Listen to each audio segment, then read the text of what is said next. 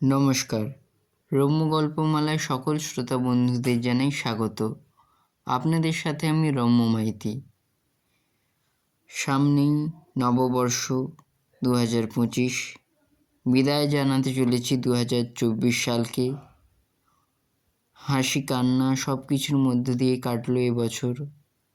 সকলকে নববর্ষের অগ্রিম শুভেচ্ছা জানাই।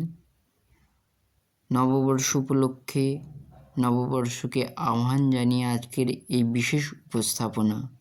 প্রখ্যাত কবি ও সাহিত্যিক সুকুমার রায়ের লেখা কবিতা নূতন বৎসর।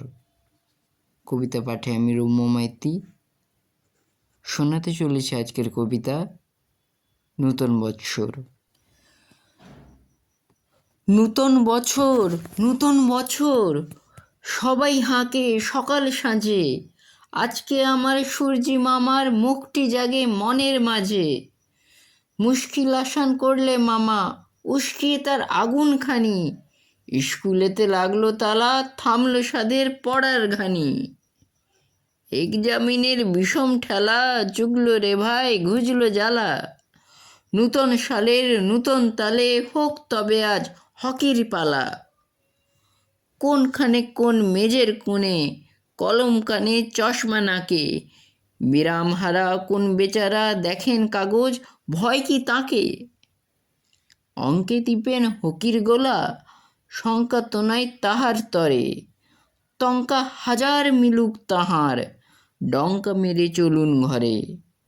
দিনে যদি জোটেন খেলায়, সাঁঝের বেলায় মাঠের মাঝে। গোল্লা পেয়ে ঝোল্লা ভরে আবার না হয় যাবেন কাজে।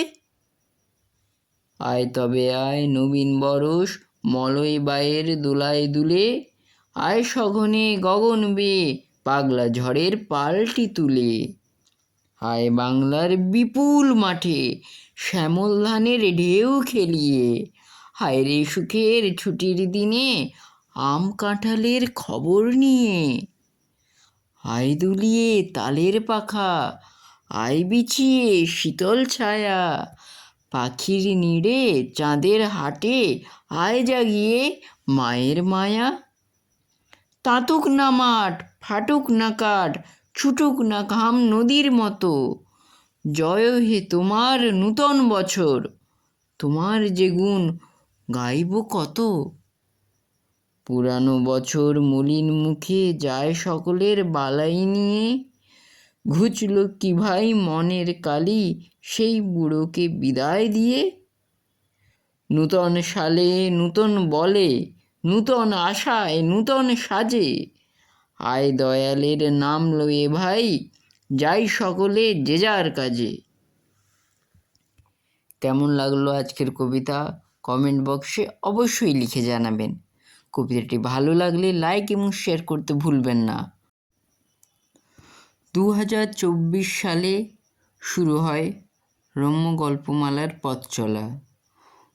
অতি অল্প সময়ের মধ্যে খুব তাড়াতাড়ি পাঠকবৃন্দদের সংখ্যা বৃদ্ধি পেয়েছে। তাদের অকৃত্রিম ভালোবাসায় আমি অনুপ্রাণিত হয়েছি, উৎসাহ পেয়েছি। শুনিয়েছি অসংখ্য গল্প, আপনাদের ভালোবাসা পেয়েছি। তাই শুধুমাত্র গল্পেই সীমাবদ্ধ রাখিনি, শুনিয়েছি কবিতা।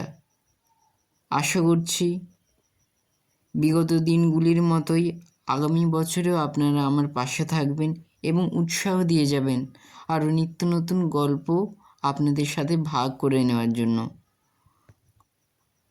আরও নিত্য নতুন গল্প এবং কবিতা আপনাদেরকে শোনানোর চেষ্টা করব আরও ভালোভাবে আপনাদের কাছে উপস্থাপন করতে। এভাবেই আপনারা আমার পাশে থাকুন এবং আমায় উৎসাহ দিন। ধন্যবাদ।